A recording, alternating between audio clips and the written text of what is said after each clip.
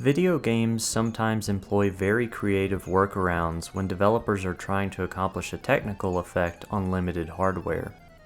The trees in Super Mario 64 are flat textures programmed to always face the camera to give the impression of 3D foliage. Character models in various games have low polygon variants that are swapped in when the character is far enough from the camera that the player won't notice.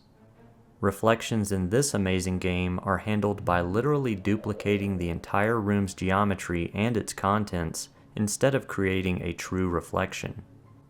I recently stumbled upon one of these examples in a game I've been playing for decades that has really wowed me, and I think it will impress you as well.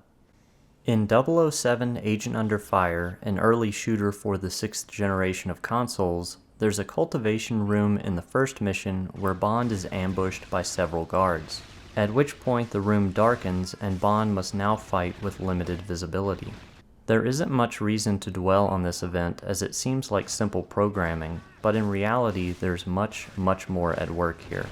You see, game engines and consoles in this era often didn't have the luxury of dynamic lighting. Many of the light sources and shadows you see from the early 2000s are completely artificial or heavily simplified. Light sources may emit a bloom but have no effect on surfaces around them. Shadows and lighting can be found baked into the textures themselves since the light sources will never shift in position and the player would never know the difference. This is the case with Agent Under Fire, a game built on the id Tech 3 engine most known for spawning the beloved multiplayer shooter Quake 3 Arena. The devs may have had some control over the lighting of this room, but by just switching it off, the textures on walls and other objects would still have remained too bright and colorful to fit the new setting, and the baked-in lighting would be exposed. The textures had to go, but how?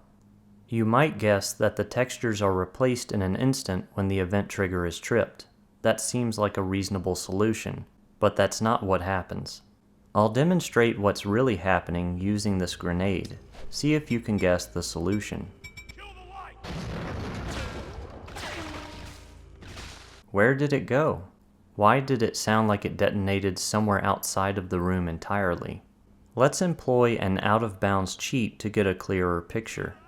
If we take an outside view, you will actually find two rooms in this map, identical aside from their textures and some minor details. The room on the left is the well-lit version we started in, and the one on the right is the lights-out version we get transported to. That's right, Bond himself is teleported to an entirely different room without the player ever knowing.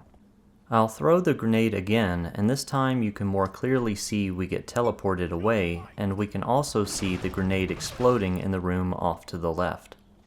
By clipping through the wall, we can jump back and forth between the two rooms and even enter an infinite loop of teleportation.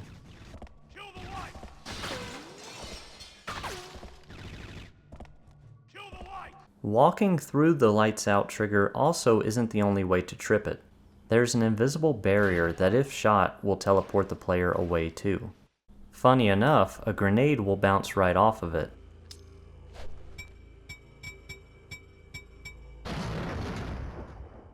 Some of the more perceptive of you might have noticed that the 007 token doesn't appear until the lights go out. The devs should have placed its model in both rooms, but this was overlooked. Another way to expose this Houdini programming trick is to draw on the wall at the entrance of the room. Once the lights go off, your art will disappear. I hope you enjoyed this video because I honestly love making content like this, and if you want to see more of it, let me know in the comments below. Also feel free to share your favorite example of one of these crazy programming solutions in a video game. Take care.